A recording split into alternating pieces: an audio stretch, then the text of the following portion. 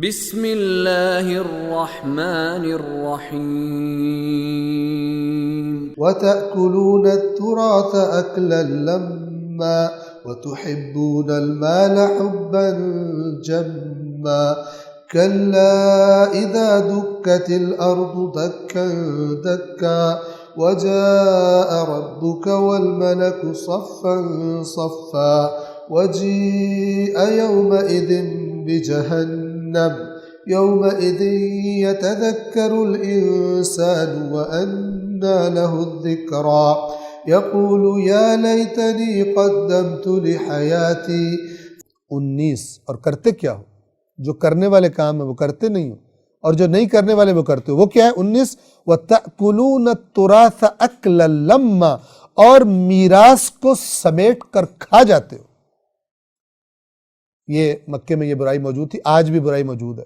مکے میں کیا تھا کہ اگر کوئی مر گیا خاندان کا سربراہ تو باقی رشتہ دار مختلف بہانوں سے ان یتیموں کا مال، ان بیواؤں کا مال ہڑپ کر جاتے تھے، جائیداد کے لیے ان سے شادی کرتے تھے، مال ہڑپ کر کے ان کو ایسے ہی چھوڑ دیتے تھے، ان کا خیال نہیں رکھتے تھے۔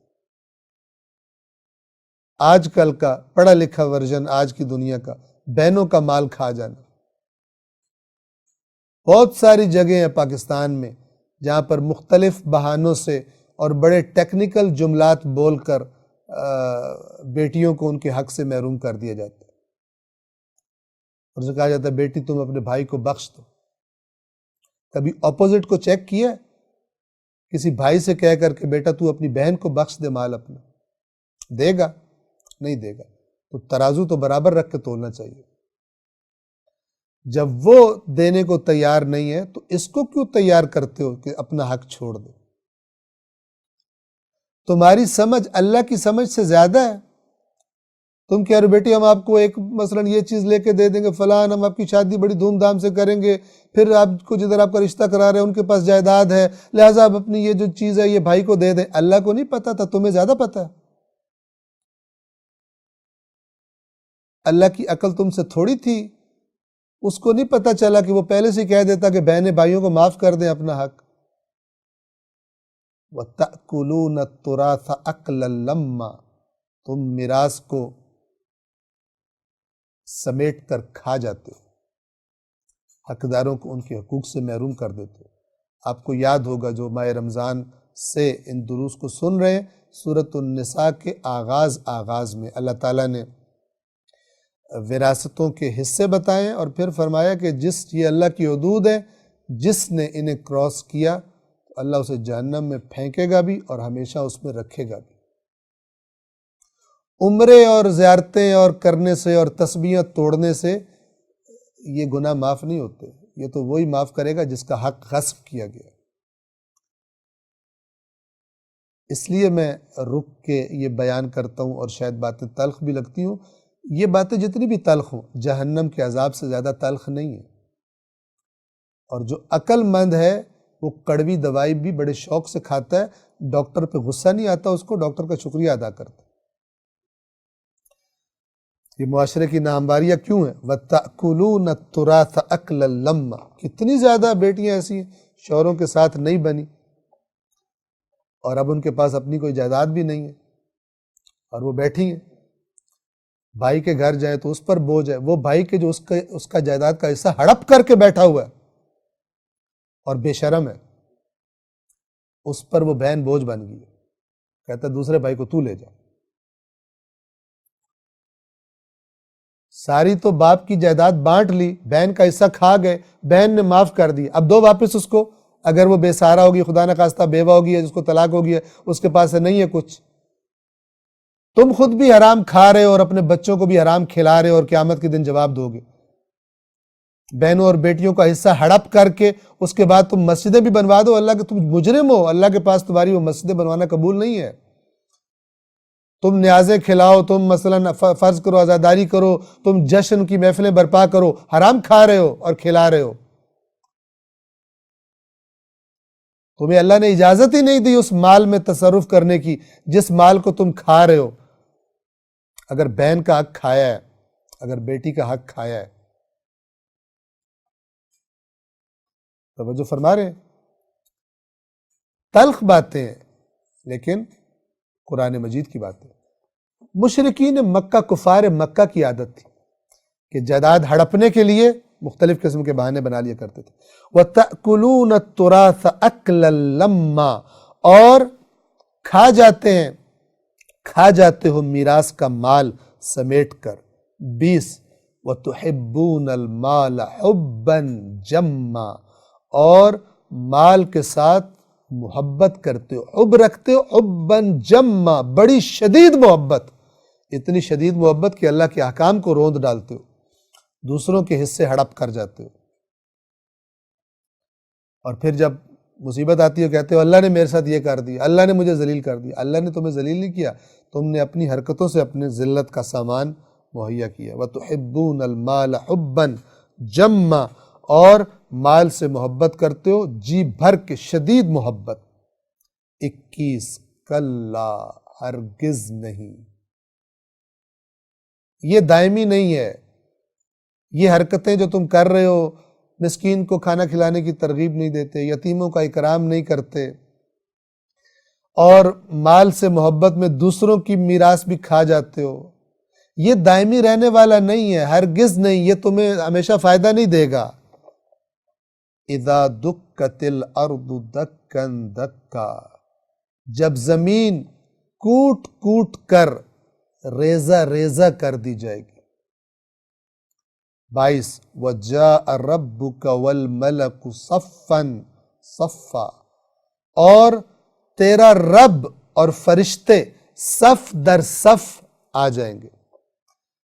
توجہ فرمائیے، وَجَاءَ رَبُّكَ، اور تیرا رب آ جائے گا. یہ اس طرح سے اس کا معنی نہیں کیا جا سکتا. توجہ فرما رہے ہیں کیوں؟ اس لیے کہ اللہ تعالیٰ فرماتا ہے وَهُوَ مَعَكُمْ أَيْنَمَا كُنْتُمْ، تم جہاں بھی ہو وہ تمہارے ساتھ ہوتا ہے. تو پھر یہ کیا معنی رب آ جائے گا؟ جب وہ ہے ہی ساتھ، جب وہ ہر جگہ پر ہے تو پھر آنے کا کیا مطلب ہے؟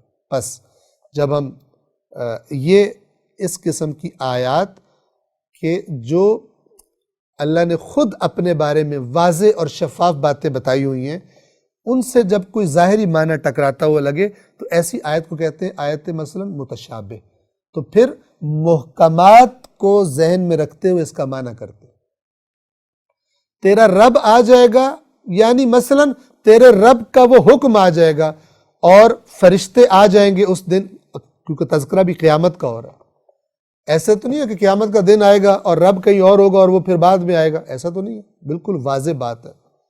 یعنی تیرے رب کا حکم آگے آ جائے گا. جب تیرے رب کا حکم آئے گا اور والملک، اور فرشتے آئیں گے صفاً صفا، صف در صف، جیسے ایک تیار لشکر دشمن پر حملہ کرنے کے لیے بالکل الرٹ ہے، اس طرح فرشتے سامنے کھڑے ہوئے نظر آئیں گے. اور جیسے سورہ نبأ میں پہلے گزرا لا يتکلمون الا من اذن له الرحمن وقال صوابا، کوئی بھی کلام نہیں کر سکے گا سوائے اس کے جس کو اللہ اجازت دے، اور وہ بھی پھر کوئی ہیرا پھیری نہیں، بالکل سیدھی اور صحیح بات کرے گا. آیت نمبر 23 وَجِيءَ يَوْمَئِذٍ بِجَهَنَّمْ، اور اس دن لایا جائے گا جہنم کو، یعنی گویا کہ جہنم سامنے لا کر حاضر کر دی جائے گی، اہل محشر کو نظر آئے گی. یومئذ، اس دن، یتذکر الانسان، اس دن انسان کو سمجھ آئے گی. یہ تذکر یتذکرو وہی ہے، ذکر سے ہے. تذکرہ یاد دہانی کرنا، تذکر یاد دہانی کو قبول کر لینا. اس دن یہ بڑے قبول کرنے والے بن جائیں گے. یومئذ، اس دن جب یہ سب ہو جائے گا، قیامت آ جائے گی، یتذکر الانسان، اس دن انسان متذکر ہوگا، یعنی اس نصیحت قبول کرنے کے لیے تیار ہو جائے گا، کہتا ہے میں قبول کرتا ہوں. یا ہم یہ ترجمہ کریں اس دن انسان کو سمجھ آ جائے گی. لیکن وَأَنَّا لَهُ الذِّكْرَى، لیکن اب کیا فائدہ اس نصیحت کے سمجھنے کا؟ اب کیا فائدہ جو کہہ رہے ہو کہ ہمیں سمجھ آ گئی ہے، ہم بات مانتے ہیں. اور جس دن جہنم حاضر کی جائے گی اس دن انسان متوجہ ہوگا، لیکن اب متوجہ ہونے کا کیا فائدہ؟ اب کہاں سے فائدہ ہوگا متوجہ ہونے کا؟ 24، اور جب یہ پتہ چل جائے گا کہ اب توجہ کرنے کا کوئی فائدہ نہیں ہے، اب قرآن کی آیات یاد آ جائیں، اب نصیحت کرنے والوں کی نصیحتیں یاد آ جائیں اور کہے کہ اب مجھے سمجھ آ رہی ہے، تو اب فائدہ نہیں ہوگا۔ تو پھر منہ سے کیا نکلے گا جب یہ پتہ چل جائے گا اب فائدہ کوئی نہیں ہے؟ آیت نمبر 24، یقولو کہے گا، اب کس حالت میں کہے گا؟ چیخ کر کہے گا، تڑپ کر کہے گا، رو کر کہے گا، اندازہ لگایا جا سکتا ہے۔ مختلف کیفیتیں ہیں جو اس پچھتاوے کے وقت انسان پر طاری ہوں گی۔ جملہ کیا بولے گا؟ یا لیتنی، اے کاش، قدمت لحیاتی، اپنی اس زندگی کے لیے میں نے آگے بھیجا ہوتا، یعنی اعمال صالح میں نے بھیجے ہوتے زندگی کے لیے۔ میں تو بڑا انویسٹر تھا، ادھر میں نے بڑی انویسٹمنٹس کی تھی، بڑے پروفٹ کماتا تھا، کاش میں نے یہاں بھی انویسٹمنٹ کی ہوتی۔ یقول یا لیتنی، کہے گا اے کاش، قدمت لحیاتی، میں نے آگے بھیجا ہوتا اپنی اس زندگی کے لیے۔ حیاتی، میری زندگی، یہ میری پچھلی زندگی تو ہوگی ختم، اب تو حیات ہے ہی یہی، لیکن اس کے لیے کچھ میں نے آرام و آسائش کا سامان آگے بھیجا ہوتا، انویسٹ کیا ہوتا۔ یہ انویسٹمنٹ کو قرآن کیا کہتا ہے؟ من ذا الذی یقرض اللہ قرضا حسنا، کون ہے جو اللہ کو قرض حسنہ دے؟ وَأَنفِقُوا فِي سَبِيلِ اللَّهِ، اللہ کے راستے میں خرچ کرو۔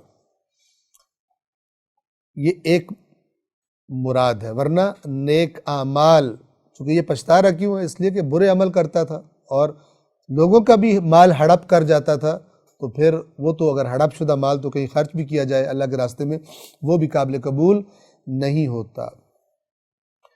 کہے گا اے کاش میں نے اپنی اس زندگی کے لیے کچھ بھیجا ہوتا۔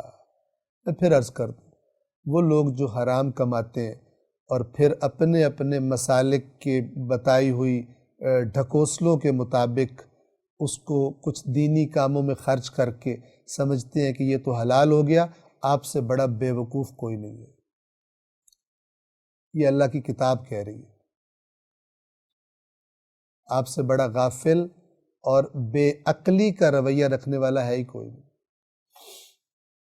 اس لیے کہ آپ نے دین اسلام اور جنت میں جانے کا جو اصلی ترین سلیبس ہے، نصاب ہے، وہ آپ نے نظروں سے نہیں گزارا، اور آپ سنی سنائی پہ چلتے رہے، آپ سنی سنائی پہ چلتے رہے، اور اب آپ اس مقام پہ پہنچ چکے ہیں کہ اب آپ کے لیے سوچنا بھی مشکل ہے کہ جو حرام کھا چکا ہوں کیسے واپس کروں گا۔ لہٰذا میں والدین کی خدمت میں عرض کروں گا، اپنے بچوں کو شروع سے قرآن کے اصول سمجھا دیں۔ یہ آپ کے سامنے میں ترجمہ پڑھتا ہوں، تھوڑے بہت الفاظ تبدیل کر کے وضاحت کرتا ہوں، اس میں سے 30 معنی کوئی نکال کے دکھائے، اس آیت سے یہ مراد نہیں ہے، وہ مراد ہے تو وہ مراد ہے، نہیں نکلتے، ایک ہی معنی نکلتا ہے، اور وہ معنی یہ ہے کہ بے ایمان، جو بے ایمان ہے وہ توبہ کرے، حرام خور توبہ کر لے۔ والدین سے عرض کروں، اپنے خود بھی پڑھیں اور بچوں کو اپنے بچپن سے ہی یہ اصول قرآن کے انہیں بتا دیں، تاکہ ادھر ادھر کی تقاریر اور محافل میں جا کر اور ڈھکوسلے سن کر اور خرافات اور من گھڑت باتیں سن کر وہ اس کو دین سمجھنا شروع نہ ہو جائے۔ جیسے آج کی جو نسل ہے اس کی ایک کثیر تعداد، بھاری اکثریت قرآن سے دور ہے اور سنی سنائی باتوں پر عقائد بنا کر بڑے خوش، کل حزب بما لدیہم فرحون، ہر گروہ خوش ہے اس بات پر جو اس کے پاس موجود ہے۔ کہے گا اے کاش میں نے اپنی اس زندگی کے لیے آگے کچھ بھیجا ہوتا۔